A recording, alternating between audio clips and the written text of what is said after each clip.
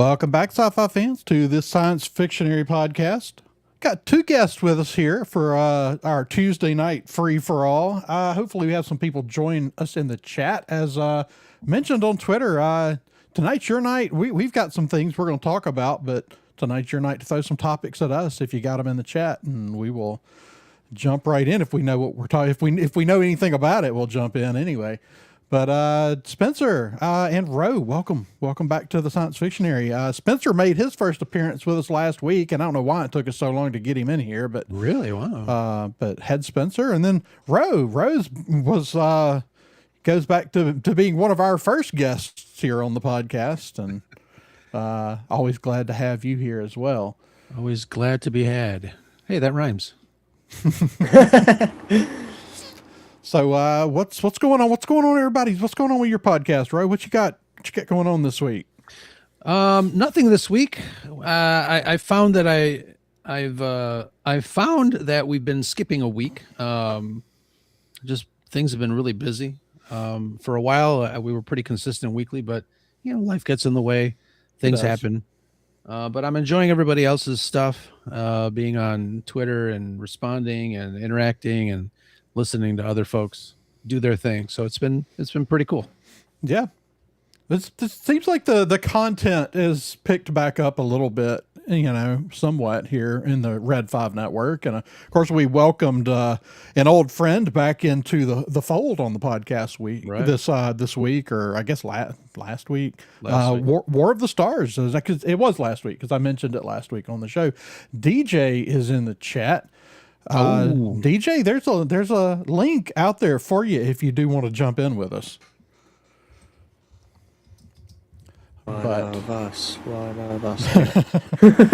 Well, we got that coming up. So we got new shows. We got lots of new stuff. You got Danny over there at Comics And's got a lot of stuff going on. I mean, she's killing it. Really killing it right now, and got her crowdfunding going for that comic book, and you should definitely go check that out. But it's just good. It's good to see we got some shows that are really growing. Sarlacc Digest is doing well, and of course Michelle and Natalie are always killing it over there. So lots of stuff going on. I hope you get to feeling better, DJ. Maybe next week. What about you, Spencer? What you got going on this week? I mentioned it last week, but also because of lifing, and I haven't had a chance to put it up or anything, is I'm releasing a indie interview video with Gary Jones tomorrow, creator of Divergent Comics. He has a Kickstarter up right now for his comic Nighthawk. And so that video will be up tomorrow, and I got a couple other things that I'll be putting up. Actually, tomorrow night I'm recording my first ever comic roundtable discussion. I did this experiment on both Twix and Threads. Was I put out a post of saying this is like a 2-3 weeks ago. I was like, I'm really enjoying this DCKO event. What do you all think? And would anybody want to hop on for a roundtable discussion? And Twix, I got a grand total of 2 likes on there. And then on Threads, I got 20, 30, and then a lot of responses being like, oh, it's really cool, or what they thought about it, and then actually having people interested in hopping on. So it's looking like, including myself, there'll be 6 of us on there. And nobody I've ever verbally talked to, so that'll be fun. Very nice. Didn't your mother tell you not to befriend strangers on the internet? I broke that rule a very long time ago. I think we all did. Well, if you ever need someone to talk comics, it's not me, but my co-host David and his father Daniel, who hopefully Daniel promised me the other day. I baited him. I posted random images of him with in different Star Wars locales on Twitter, and he responded and promised to come on the show soon. So hopefully we can get Daniel back in here. But if you want somebody to talk comics with and you can't find somebody, hit them up, because they are very, very steeped in their comic book knowledge. Nice. If I have a comic book question, I pretty much always just text them because they generally know. Nice. Let's see. So All right, so actually, Spencer sent me something here a minute ago, and I'll actually let you take it and intro that topic if you'd like. With since I haven't had a good chance to look at the whole thing. Yeah. So last week we were talking about Muppets. Muppets was like half our show last week. Totally by chance because somebody made a comment in the chat. I think it was Nick. Yeah, yeah. And you all talked about how you all got to visit Muppet Vision, Yep. and I that's something I never got to sadly experience, as I've only ever been to Disney like once in my life. Uh, anyway, and anyway, we know it got shut down, but it's coming back in the form as a VR attraction. So anybody with a compatible VR headset can experience Muppet Vision 3D still in some way. And so I just thought it was a cool way to have it where it still lives on. In one of their final showings, they did a special recording. It's like the 3D or the VR cameras used, and it was like a special performance of it that actually included like a little bit extra than your normal performance. And so, yeah, I was saying that was a 4D experience, performing with also live action performers and bubbles and stuff. And so, yeah, really cool. Okay. I mean, I guess I'm happy that it's going to live on in some way. Right. It's one of those things like I hate to see it go, and I think that what I'm still sad to see go is sort of like theaters with the current state of theaters. Because I think of the theater as a community experience. It's these, and of course, not every movie is that way, but like you can't tell me that when the Phantom Menace came out after the long wait for the theaters to come back, you can't tell me that wasn't a community experience. And there are a lot of other examples of that along the way. That was the one that really stands out in my mind because of when that happened in my life and everything. I mean, but I think of, experiencing these things with other people. Like, it's not the same as experiencing it and then chatting about it on Twitter. But I am happy that it's going to live on. I'm happy they're not just sticking it on a shelf and it's gone forever, because it is part of Jim Henson's legacy. So I do want to see that live on. And it's not, I guess ultimately it's a loss of one piece of Jim Henson's massive legacy. And it's not even the part, most people know. I mean, his legacy obviously extends far, far beyond that, but it was the thing that really, in the parks, that was the thing. And I know they're doing some new things in the park, but still a little sad to see it go, but I think it's pretty cool. What about you? Any thoughts on that, Ro? Yeah, I think I mean, the Muppets are like a staple of like Americana at this point. But it's I bought I forgot which one I bought, the headset, the virtual headset. But I bought it specifically for the Vader game. Okay. Which was fantastic. I haven't used it since. I think my son has used it more than I have, but it was not a cheap headset, but it's Vader, so I had to splurge. Yeah. But I think those things are and I know not everybody, similar to like when movies go 3D and you have to put the headset or the glasses. The glasses. A lot of people can't handle that. They get a little dizzy and things like that. But I wanted to go back and mention something you said about the theater experience being a communal thing. And I've always been a proponent of, getting your butt out there and in the seats along with other people, because I think that energy kind of revitalizes your love for movies, whatever movie it is that you're going to watch. It's a lot different than sitting at home in your basement watching a first run movie. It's not as exciting. You can maybe make it exciting by spilling, soda and gum under your seat, but it's very different, if you know what I mean. So it's, I always say, I don't care, how good your home theater movie is, home theater system is at home. Nothing beats that big screen in front of you with other people, because I think that really the energy that you give and the energy that other people give back when you're watching the movie, the excitement, the screams, it's a roller coaster ride. You're not going anywhere, but it's a roller coaster ride. And it's all encompassing. And I hope movie theaters don't go the way of history, because it's just a fantastic experience. Yeah. Yeah. I mean, I have a lot of concerns about theaters. I mean, obviously I think we even talked about it a little last week. I mean, it seems like if I've done the math right, it seems like about half of everybody that was going to the theater before COVID didn't come back. Yeah, probably more than half, I think. And I think, COVID is one part of it, obviously, but I think studios have kind of trained audiences to wait, 70 days for a movie to come home. And that's another tragedy in itself.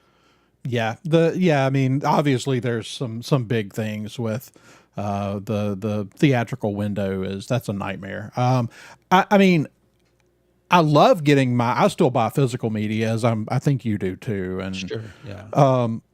But I never, like, sometimes it would be like, oh, I'm ready for this to come out. But like, I wish they would just go back to, at least 6 months before we can get it at home. I mean, Sure. I think that's the only real way. I mean, you don't have to leave in theater for 6 months, obviously, but like, we used to have to wait if a summer movie.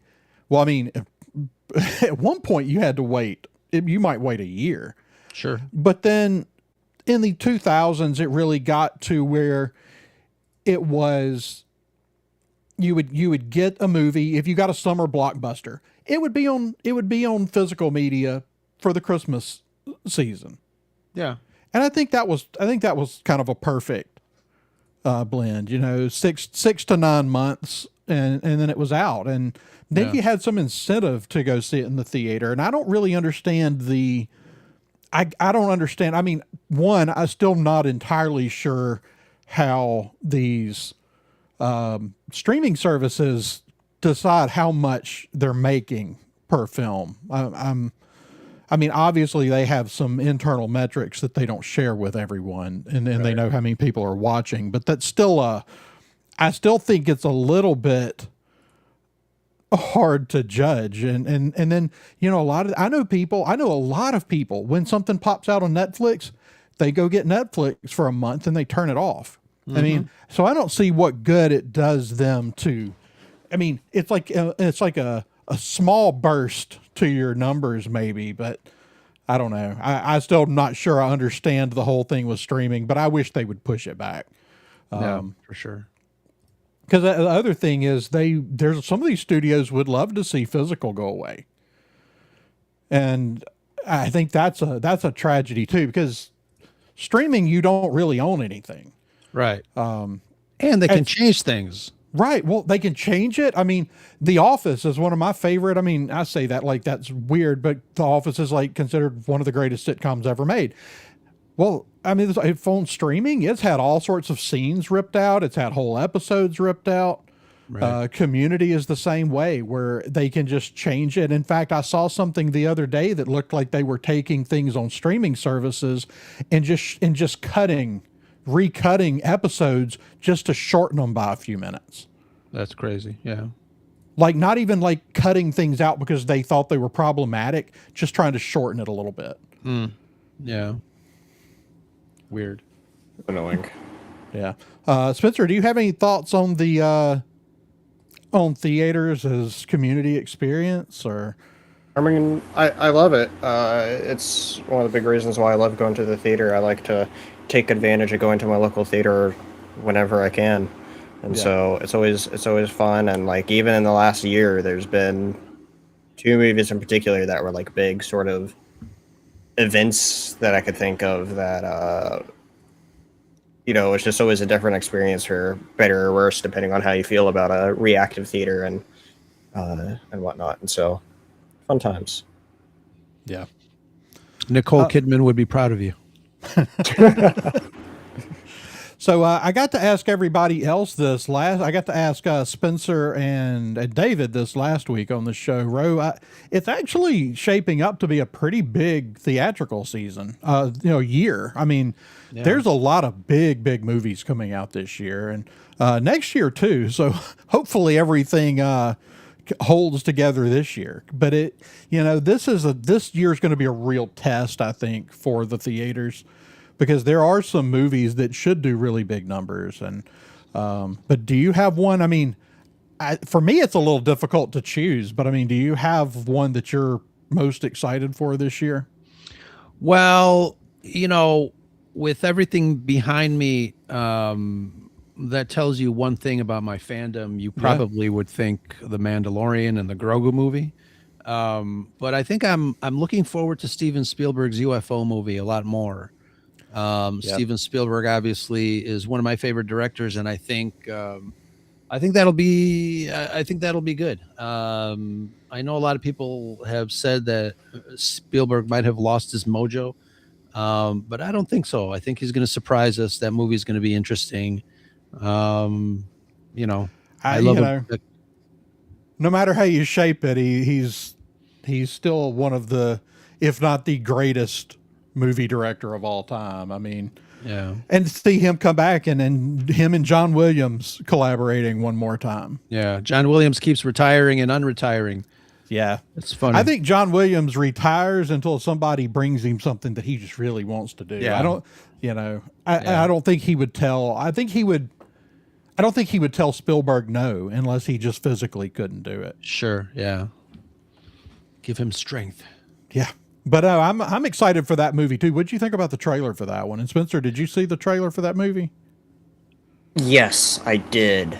I think it's one of those like good teaser trailers. We live in an age where a lot of times the trailer reveals a lot more than it should, and that one's just like I watched it. I'm like, that's not quite what I was expecting, but I mean that in a good way. And so I'm definitely looking forward to it.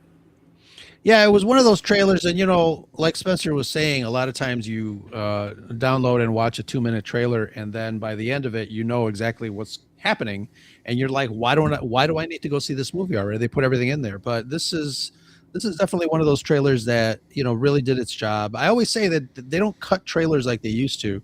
No. I feel like they give away the farm in these 2-minute trailers, but. Really good teaser trailer, really great feel. You kind of get a little bit of a sense of the tone of the film. So yeah, definitely looking forward to watching it. Yeah, I really, they really do. Trailers, the trailer game has really changed. Do you think that they've just reached a point of desperation of trying to get people to come to the theater? I mean, obviously some of the phenomenon predates people leaving the theaters, but obviously it's gotten worse where some movies do. It just feels like they give you everything. Yeah. And I don't know what that is. So here's a funny thing in the late 80s, I used to collect movie trailers and just watch them. So I had a pretty extensive library of VHS tapes. Spencer, you can Google that to find out what they are. But I used to have a whole bunch of VHS tapes where I recorded movie trailers, and the movie trailers would be at the beginning. Like if you would rent a movie at Blockbuster, again, Spencer, look it up. The movie trailers would come at the beginning of the movie, and then I had 2 VCRs and I'd record one, and I would just watch movie trailers because I love them. And I know a lot of people complain about watching movie trailers before an actual movie when they go to the movie theater, but for me, that's part of the experience because it gets you excited of what's to come. But yeah, they don't cut them and produce them like they used to. But yeah, there was a sense of magical, curiosity about the storylines and characters from trailers. Can't remember. I mean, the last really good trailer that caused an insane amount of buzz, and you guys mentioned it early on. I think it was The Force Awakens when that trailer dropped. Yeah. people lost their mind. They did. Men cried in their basements for hours watching it over and over again. So yeah, it's trailers. I think it's I hope it's not a lost art, but I think it's one of those things where studios have to kind of get back to the point of just teasing the audience. And I understand that a lot of times these movies are not up to par with maybe some people's expectations as far as modern movies and how they are structured, how the stories are written, how the characters are designed. And I think movie making is not an art form that one person is behind, but there's a lot of people behind the scenes contributing. But definitely studios have to, I don't know, I know it's like me yelling at the cloud, but we got to get back to a point where movies are great, trailers are fantastic, audiences are excited, entertained, and inspired, instead of the strange cynicism that exists online, especially for everything that comes out ever. Yeah. And I understand sometimes it's warranted, but I don't know when audiences are going to change. And I think maybe if Loki's in the chat, he'll tell me audiences don't need to change, movies need to change, and I get that. Yeah, I mean, I think there's some of both. I mean, I guess where I draw an issue with the movies need to change is that a lot of times now when something good does come out, it's still met with the same cynicism. Yeah, absolutely. It's Skeleton Crew was sort of a victim of that. People just wouldn't watch it. I know people that are massive Star Wars fans, they just won't watch it. Yeah. Yeah, absolutely. And it's the real original things, I think, really fly under the radar, and that's what's unfortunate. Yeah. Now, some of that, I mean, honestly, I always hear a lot of, I wish they would do something, something original, something new. Well, those movies are out there. Now, they may have trouble getting distribution. Or traction. Or traction at all. And, and that's, a lot of times, if they don't get bought by someone with the right distribution network, then they just end up on Vudu, or I guess Fandango at home now. And, so they end up somewhere like that on VOD, and they just kind of slip by unnoticed. And you can find some really good stuff that way. And then others get, I mean, the thing is, I know these movies exist because I see the production reports when Marisha's reading those things. Like, we see the production report. We know what all's getting made. And it's like, there's a lot of stuff out there, and it a lot of times just shows up online unheralded. Right. And part of that is that the big studios have the theater so locked up that it's hard for smaller studios to get into the theater. Right. And of course, like I mentioned last week, when a small studio does have a little bit of success, one of the big boys jumps in and buys them. Same thing that happened to gaming with EA, just buying every small studio they could get their hands on. Mm-hmm. But, and it's funny too when it comes to distribution, like in the 80s or 90s, there was a finite amount of movie theaters out there where movies can be released. Yeah. And it seems like, and if you want to talk about pre-COVID, it seems like it went backwards. There were more theaters out there and less movies being released in those theaters. Mm-hmm. And I understand that the big studios and the big movies needed to be on more screens so more people can watch them. Yeah. So, ticket sales would skyrocket. But, that doesn't, like you said, that doesn't give a chance to a smaller film that might be really, really great to find an audience. And I think, there are theaters for that. You've got small art house theaters. There's a couple of theaters here in Chicago that, all they do are play independent films and movies that are not backed by the big studios. And some of them are fantastic. They are, thought-provoking and entertaining, and you can see the real effort, from the directors and writers and actors, and it's fantastic. So, I wish we had more of that, and I wish studios would trust in the people that they hire to, to bring these stories to life. Yeah.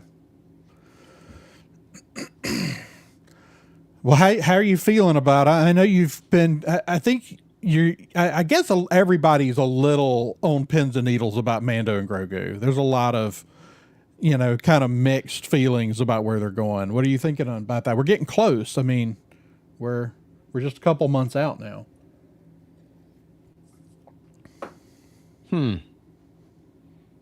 Spencer has thoughts. Well, yeah, I mean, I'm looking forward to it. I think the biggest thing that hurts it is how Mandalorian season 3 ended. Mm-hmm. Like it felt like such a conclusion of where it's like not really sure exactly where to go next with it, and so, but no, I think it's going to be a fun time. I'm looking forward to it. And that's interesting too, because I think I'm going to say this. I feel like the movie is going to be geared towards the folks that may not have seen the series on Disney Plus, because all the trailers that I've seen seem like the same thing that we've seen in previous seasons, especially for us who have watched the show since first season and beyond. Yeah. I don't know, and that very well may be the case that is the target audience. It's just normies, as I like to call them. But I think. Let me pose this question: do you think that the trailers are intentionally that way to try to get the non-Star Wars people to watch it? Because if you're a Star Wars fan, you're most likely going to go watch it anyways. Well, here's the funny thing. The other day I was going to post this, but I needed more thought. I was going to say that sometimes I feel like studios, especially studios that have, long-standing IPs like Star Wars and Star Trek and some of the IPs that have, stood the test of time, that are decades old. I feel like these films are being made for normal people and not the super fans that spent, thousands and thousands of dollars to prop that IP up. And I think that's the case with Mando and Grogu. I think I feel like, I don't know. There's not a lot of buzz online in our world for Mando and Grogu.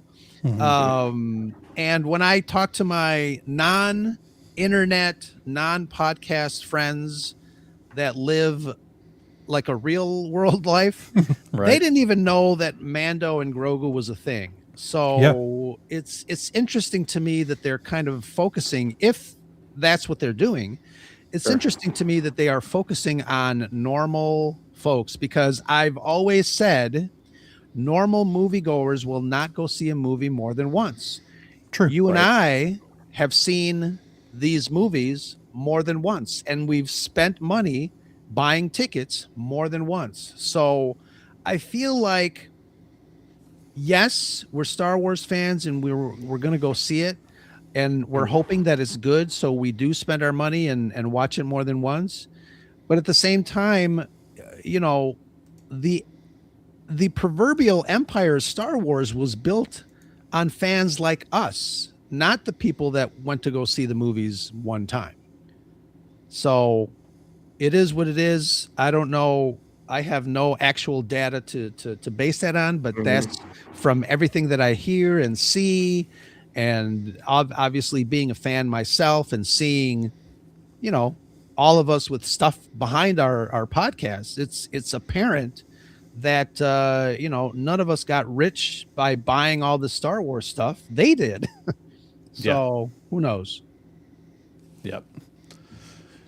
But yeah, I'm excited for the movie. But yeah, the marketing, I mean, I understand they've got to try to get people into the theater, but and I guess part of the problem is that they just don't have, I mean, even though a lot of people watch The Mandalorian and Grogu, I know a lot of people who just are like casual Star Wars fans that have never watched a single Star Wars TV show.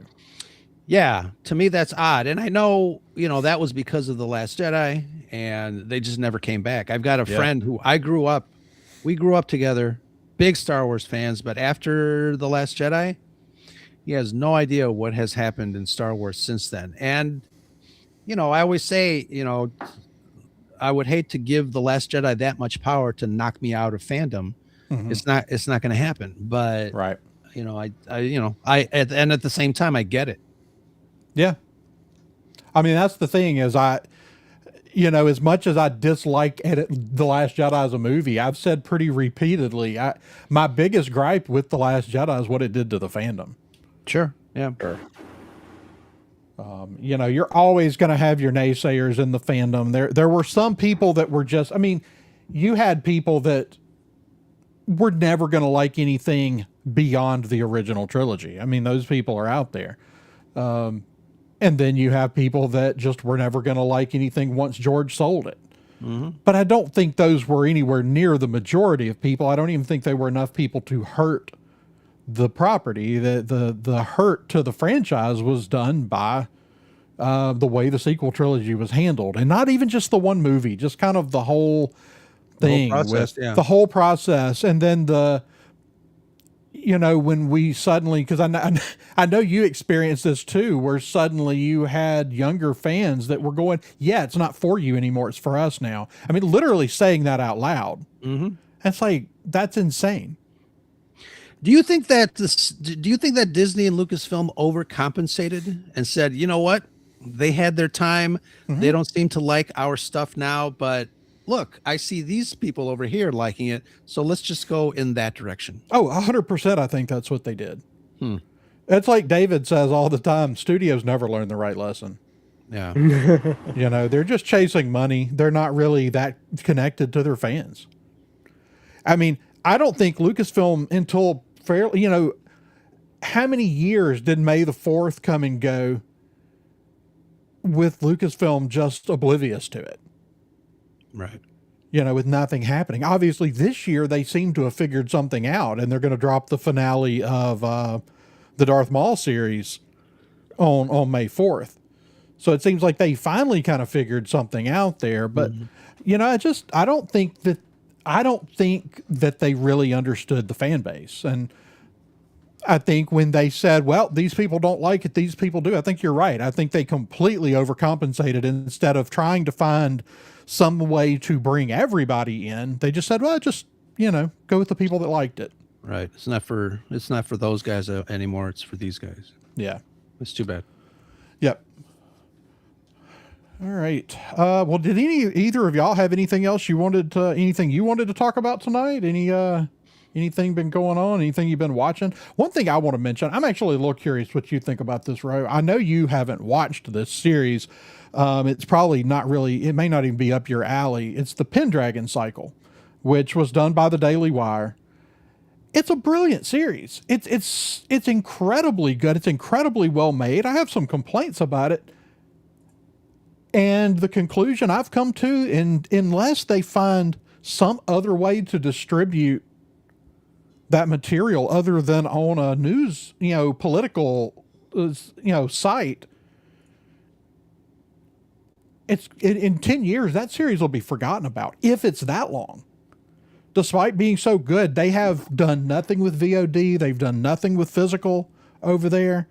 And so at this point, I don't know if they will ever release that outside of their very narrow window. And I think that's sad. I think that that's a really good series that'll be just lost. I've never heard of it. I'm looking it up now. Yeah, so it's Lougheed wrote the books. It's obviously a King Arthur story. I think they did the first 2 books, or I guess it's about the first book and a half in this season, and they did an excellent job with it. The acting is phenomenal. Some of the people that acted in this were unheard of. Like, nobody knew, like, the guy that plays the main character, like, self-filmed his audition tape and somehow got it in somebody's hand. Oh, wow. And there's 3 or 4 people in that they're going to blow up after that. I mean, so I guess some good could come out of it, and in some of those people's careers taking off, because several brilliant actors. But yeah, it's with the more and more streaming services popping up and not having access immediately to the traditional physical release market are I see this becoming more and more of a problem potentially. Yeah. Where That's things where go unseen by the masses, and then in a few years they're forgotten about. Well, yeah, that's mean- what we were talking about as far as distribution and movie theaters. This is just another way of, relegating these type of projects to less eyes. I'm watching some, while we're sitting here, I'm watching a lot of the behind the scenes stuff on IMDb, and it's a colossal looking project. It looks pretty good. Yeah, no, it's solid. I mean, it is solid all the way around. I mean, I literally, my only gripe with the show is how abruptly it ended.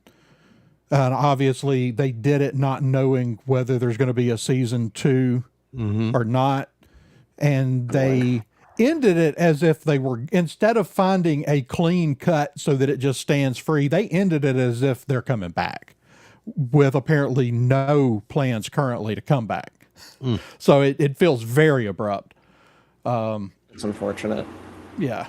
But Yeah, other than that, it's a fantastic series. I've never heard of Daily Wire Plus, and so I'm personally really fed up with all the different streaming services there are, especially how many times it's like, a major studio owns a movie you want to watch, and it's not even on their freaking service. It's like, come on, it's so annoying. So, or like even when series like aren't even on the same service, like there's news like a day or two ago. About like supposedly there's going to be a new Arnold Conan movie. Yes. And so I was like, okay, I've been interested in watching those for a while. So I was like, let me go see where the first one's streaming. Because I saw the second one's on Netflix. First one's off on like AMC Plus, and I'm like, don't get me wrong, AMC is very notable, but they have a very strong deal with Netflix, and where I don't feel like that they deserve to have their own service. So it's like. Right. I guess it's the thing is, I guess I'm ready for the day when some of these services fail and go by the wayside. There's too many. Like you cannot, like we were duped. Yeah, absolutely. We were tricked. Like, hey, don't spend $130 on cable. Try our service. Well, guess what? We're spending more now. Yeah. Not to mention the bandwidth, the internet bandwidth that it uses. Yeah. I mean, that's the thing. Everything keeps going more and more streaming. It's like y'all are acting like, this bandwidth is just infinite.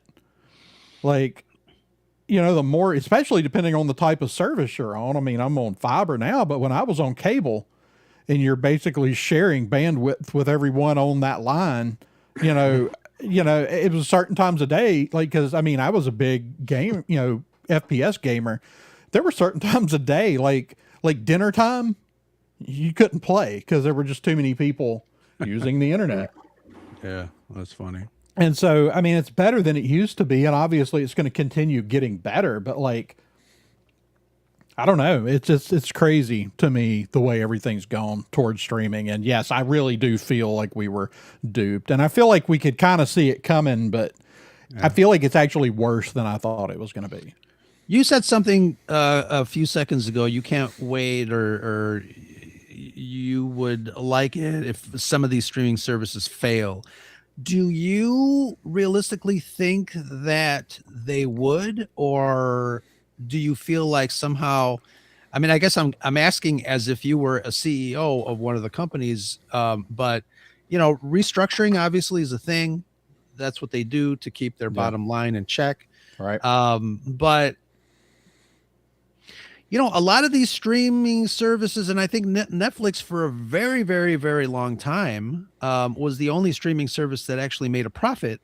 Yeah. And I don't think that a lot of the streaming services even now make that much of a profit because of the business model. I don't know. It feels a little weird. I look at Amazon, and Amazon turned out some pretty good stuff over the years since they started, but I don't even know how Amazon determines whether their streaming service makes money. I guess it's less important for them because that's how Apple. Yeah, that's how Apple is. Apple is notorious for not telling people what shows are on their service because it's like I feel like Apple production and movies are an afterthought because that's not where their money is. Yeah. They make money elsewhere and they just happen to make movies and put it on their streaming service. Because for years I did not know about some of the shows on Apple TV. And then I was scrolling through one day and I'm like, oh my God, this is fantastic. So it's The sleeper hit. Yeah. Yeah. But yeah, as far as the things failing, like, I guess I feel like there's some of these services that are out there creating streaming services just to jump in the pool. And it's like, do you even have enough content? And are you making content that's going to keep something like this viable? Like, obviously, Apple jumped in and made some very top-notch content. So did Amazon. But like Amazon, you buy your Prime membership. So like, I know lots of people that have Prime that never watched a show on it. Sure. It's their shopping, it's Right. so I don't even know because they're giving it away. Yeah, exactly. It's just it's free with my Prime membership, right? So I don't know. I know at one point in time a few years ago there was talk about beginning to see, I know Walmart actually pursued it where they were wanting to basically have a service that bundled a number of streaming services together, and it fell through late in the process. And part of that was because of all the chaos with the constant mergers and sales and stuff over at Warner.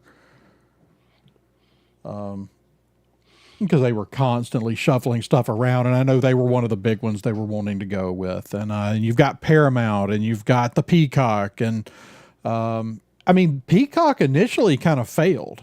And then they kind of restructured it, and now it's back. But I still don't know how they create enough content to keep it alive. I just want to say that's the one service I'm like, there's like nothing there, like for me really. Like, honestly, the Peacock, there's one show I could think of that I go and watch there, but other than that, there's like nothing. Yeah. So that one in particular, if they drop another Psych movie, I'll pay for it to watch another Psych movie. But like outside of that, I really don't care. Although I'm pretty sure I'm trying to figure, I think Peacock might be one of the ones I get with my Amazon subscription now. I'm not sure. I know they kind of bundled some of that there.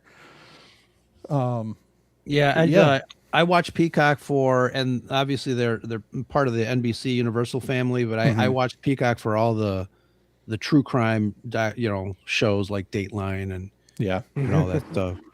Yeah. I only like Twisted Metal on there. Bunch of dumb fun, that is. But speaking of streaming, I think this would be a perfect opportunity for us to announce the R5 Plus streaming service with all Red 5 network channels. There you go. Streaming 24 hours a day. Only $14.95. There you go. Let's do it. Before we wrap up, I wanted to mention something I never talked about, even though it was a little while back. Skeleton Crew actually had 17 Children and Family Emmy nominations. That's great. Wow. They had Best Young Teen Series, Best Lead Actor, Best Young Performer, Best Writing for a Young Teen Series, Best Directing for a Live Action Series, Best Cinematography, Best Editing, Best Sound Mixing, Best Art Direction, Best Costume Design, Best Hairstyle and Makeup, Best Show Open, Best Visual Effects, Best Casting for Live Action, and Best Stunt Coordination. And I think it won a handful of those, did it not? Yeah. It won 3? 3. Yeah. Yeah. But still. But I think it did it mostly. Do you remember what it won? I was trying to find it real quick, but I'm not having any luck getting it up here. And it's great to hear because like you said, there's a lot of people that just kind of dismissed it as kids fare. And, truth be told, Brad and I were just going to watch the first episode, review the first episode, and then just let the kids watch it because we thought that's who the audience was. But I think it surprised a lot of people. Yeah, I do too. And I've got a lot of people that I'm still trying to get to watch it. It's for whatever reason they just kind of checked out on it, but it really does exist within the spirit of George Lucas's creation. Like really, in some ways, in a way, nothing else really has. Sure. Mhm. Yeah. Yeah, it helped bring me back in after the disaster of Dare We Speak of It. Yeah. Um, Oh, No, but we had a four Emmy wins actually. 4. Okay, Yeah. oh, nice. Yeah. nice. That's awesome for that show. And I know they're a season 2 was on a production report last month. So So yeah. Oh yeah, that was a nice surprise. yeah. So now, on that particular production report doesn't mean it'll ever make it to Sure. set. Mm-hmm. But it's good to see that they're at least playing around with it. Mm-hmm. Because I think I don't know what you do for a second season. Like, I mean, I think it's a wide open world. I mean, I think you can. I mean, that's the beauty of the Star Wars galaxy. You've got a wide open world to play with. So surely they can come up with something. And I got a lot of faith, especially if they bring John Watts back, because obviously I think he has a firm grasp of the Star Wars universe. Yeah, absolutely. And I would love to see Jude Law back. Yeah. In fact, Jude Law is a character I would just love to show back up in some capacity, like whatever that is. Sure. In When fact, they announced that he was going to be in this show, I was really surprised. yeah, I didn't think he'd do television for the most part. And I know the lines have blurred between big screen and small screen lately, but yeah, I was surprised. I like him as an actor, and I liked his character. yeah, it was really good, and I'd like to see. He reminds me of some of the Force users in some ways that we used to see in the expanded universe. In fact, he reminds, in some ways, he's reminiscent of characters that were just out there with Force abilities that weren't really trained, that ended up being students of Luke Skywalker's. So, I think there's a lot of interesting things they could do with that character. And You get the Force. You get the Force. You get the Force. yeah. No, they could definitely go the wrong way with that. I'm hoping they tone that down just a little, or at least, I don't know. I will still always contend that George Lucas initially muddied the waters when he introduced midichlorians. I've never liked it. Marisha likes it. I don't. and she's not here tonight. She's at work. But anybody got anything else they want to do before we wrap up? Anything you've been watching, or? There's an interesting little tidbit of Star Wars Project Revival kind of that came out today. I don't know if any of y'all heard about this. When LucasArts was, they would get video games. When in 2013 they had 2 massive projects get canceled. The biggest one is 1313. Yeah. But then there's another one called First Assault, which I completely forgot about this. It's another multiplayer FPS, and it just resurfaced today as something that you can go play online as like public beta test, that these fans were able to find a way to. I don't know how they got the. When was that game When was that game being developed? Well, it got canned in 2013 with 1313. Okay. And so I don't know when it started, but like they had a full on, it seemed like not close to completion, but like something playable. And so they were able to somehow people got it and you could play it. But, nice. Which I'm curious of checking this out. Yeah, I'm probably gonna have to go check that out. We've had I don't think a lot of people realize that we've had almost as many Star Wars games disappear into the ether as we have movies. We have. Yeah. There's been a lot. In fact, and there's other news too, but go on. No, go ahead. No, there's the other news too about like a lot of people have been saying that they thought the KOTOR remake that got announced 5.5 years ago has been like dead, but then we got just official announcement that like it's doing, or not official announcement, but insider from like notable gaming insiders saying, "Oh no, it's alive and well." People just forgot that it restarted development like 2-3 years ago. and it sounds like that's for the better of the game. People just don't. I think people forget how long it takes, or I should say, aren't aware of now. Because the big thing is like, we're talking about movies, and like everyone here knows very well of how a movie is made, but people don't know very well the process of a game. And with technology getting more and more complex, the time to make a game it's only getting longer. And well, Star Wars does a lot. They've traditionally done a lot of cutscenes in those games, and those take a while. I mean, you're directing an animated film. That's if you're not directing people wearing mocap.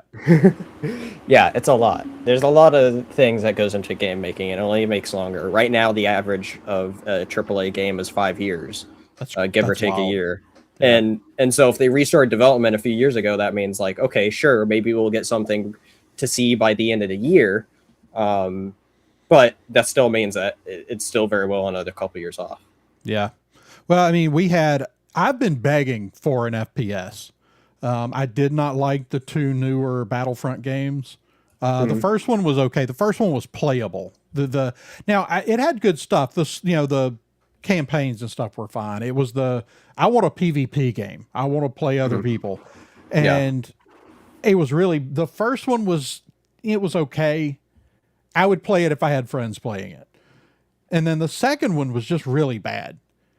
And I don't understand. You've got all of this stuff to work with, and we don't have a good FPS game. And they had one in development with Respawn, who does Apex Legends, who currently runs probably the best physics engine out there.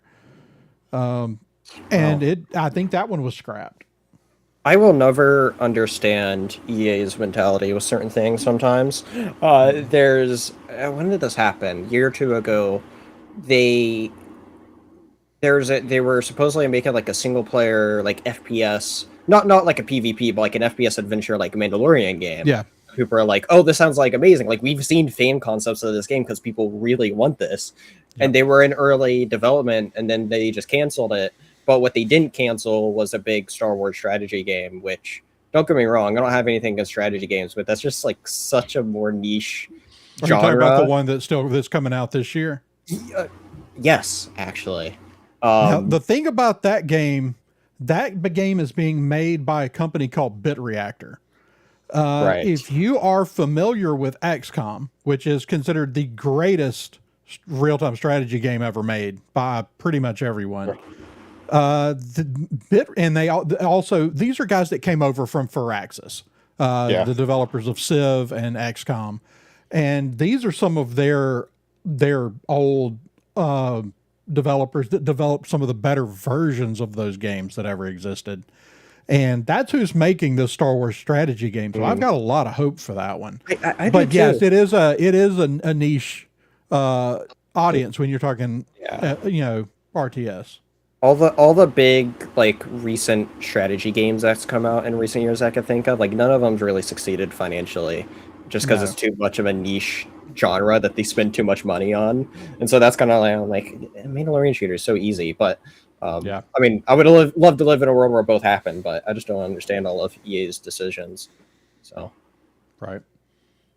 I mean, I feel like they could have, like they did with Jedi Fallen Order. I feel like they really locked onto something there that you could have just continued telling all sorts of stories in that format with different characters. And, but I don't know. They're making that trilogy. So, right. Looking forward to the last one of that, whenever that is. Ro's just waiting for them to make, they are making It's Need for Speed, Star Wars. I knew that was coming. And yes, I'm going to get it. Awesome. Yes, that looks fun. It does. I wish, because that game, 0 Hour and Galactic Racer are both due out this year, but we still don't have dates. No. Another very common thing now too, that we don't get dates until a lot of. I think it's kind of dumb to announce dates too far ahead. Like, I don't mind windows, but like solid dates of games that's like all the way out in September, I guess, but like back when Halo was at its peak, which really died after Halo 3. You had Halo 3 and ODST, which are the same game actually. ODST is Not really, but I mean, Well, kind of but I mean, they ish. came out as part of the same set of games. It Right. was pre Halo Yeah. Reach. Halo Reach destroyed Halo. Yeah, I love that game. Of all I the mean, Halos, that's my but see, favorite. you're probably more of the age for that game. Like I Probably. was playing Halo 2 and Halo 3. That was before I got married, and I played Halo 2 and Halo 3 like a second job. Like I had world rankings with some weapons. Nice. Like I was number 3 in the world with kills with the Spartan laser. So I played that game a lot. In fact, to the extent that me and a friend of mine both had TVs set up in my apartment, and he would Nice. just come over after work and we would get dinner and fire up the Xboxes and play till like 3 a.m. And Halo's just never been the same. And honestly, you know, a lot of those games seem to hit a wall somewhere where they lose. Whether the games, I mean, I know there are people, I mean, you liked Reach. There were plenty of people that watched Reach, but like we had a fairly large Halo clan. And when Reach came out, it didn't just we didn't just lose people. It devolved into all sorts of internal fighting. Wow. And like, I think half of those people quit gaming altogether. And Really it terrible was, gaming spaces out there. yeah. And it was, I mean, it was bad. And then, you know, we sort of went through the same thing. Call of Duty after Black Ops 3 kind of jumped off a cliff for a lot of people. And that's how we ended up on Apex. But now Apex, it's starting to feel a little stale. We've been playing it for like 5 years. I think it's been.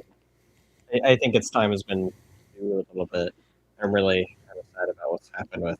I don't know if you saw the whole situation where I believe there's a bunch of Apex or devs from Apex.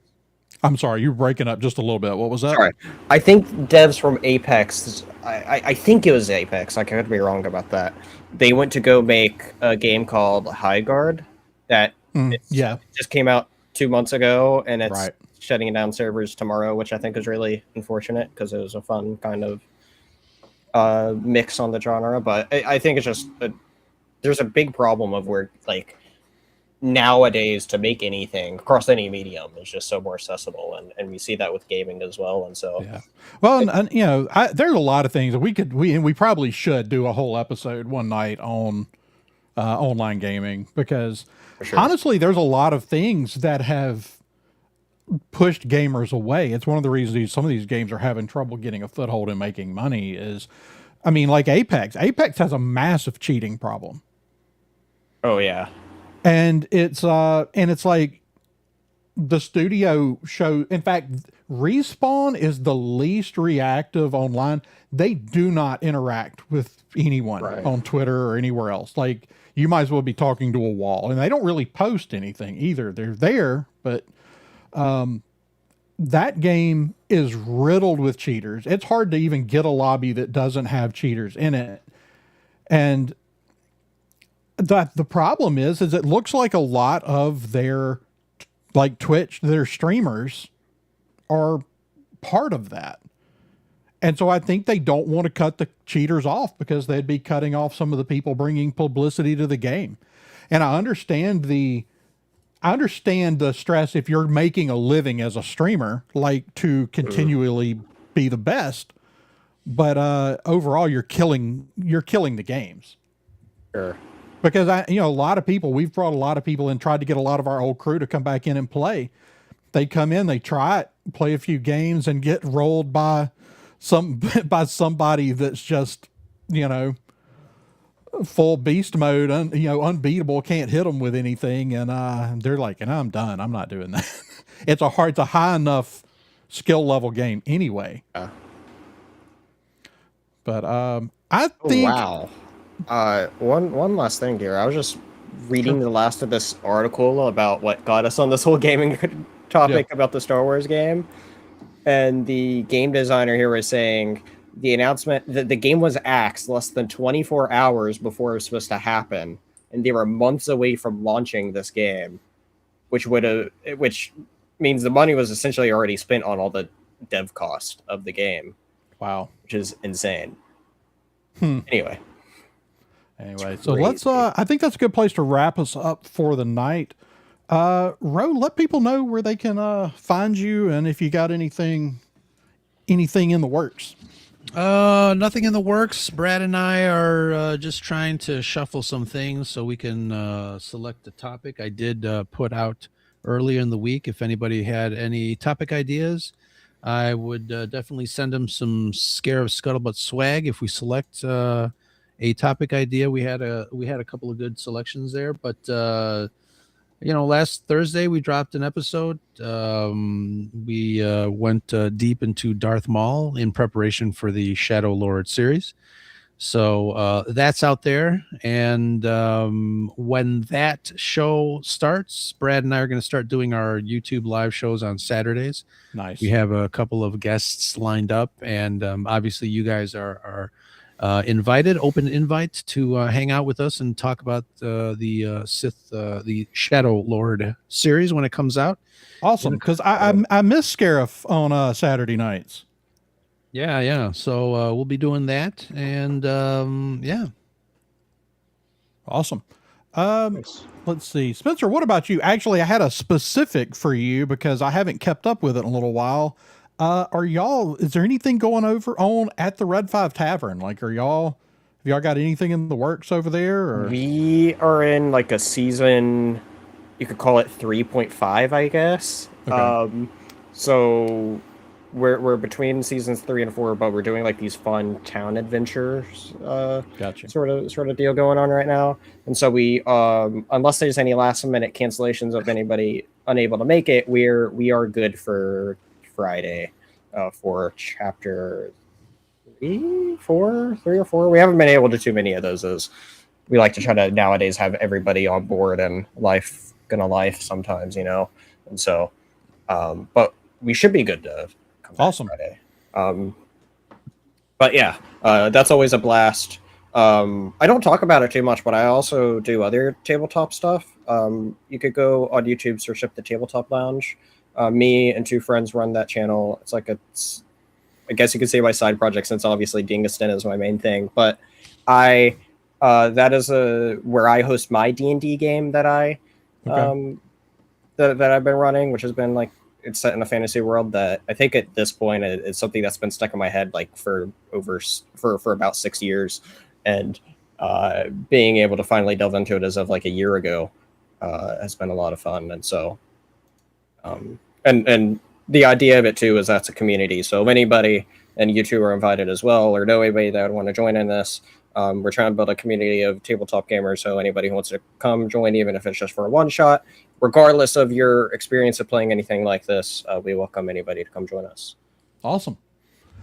Well, good deal. Well, that's going to do it for us for tonight here on the Science Fictionary. You can check out we're Coruscant Radio Underground, our Star Wars show, here on the same channel, and you can check out the Science Fictionary podcast and Coruscant Radio Underground anywhere you listen to podcasts. I know I talked to David a little last week. We are fixing to jump back in and start doing some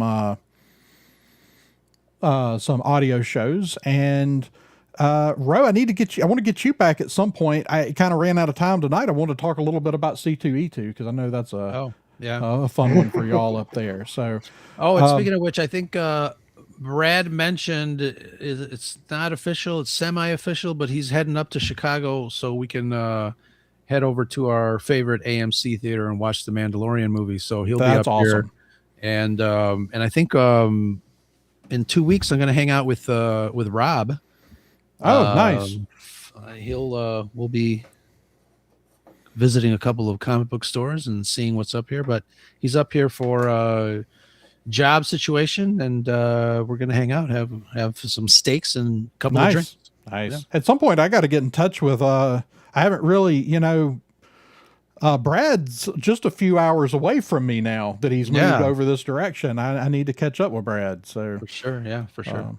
Need to do that. But, and then I think I was going to do it this year. It didn't work out. So I'm shooting for a trip to C2E2 next year. It's definitely one of the big ones on my list. So Love to go sometime. Very nice. Yeah. All right. Well, that's going to do it for tonight. Check out all the rest of the Red 5 Podcast Network at bio.link/Red5. Until next time, may the Force be with you.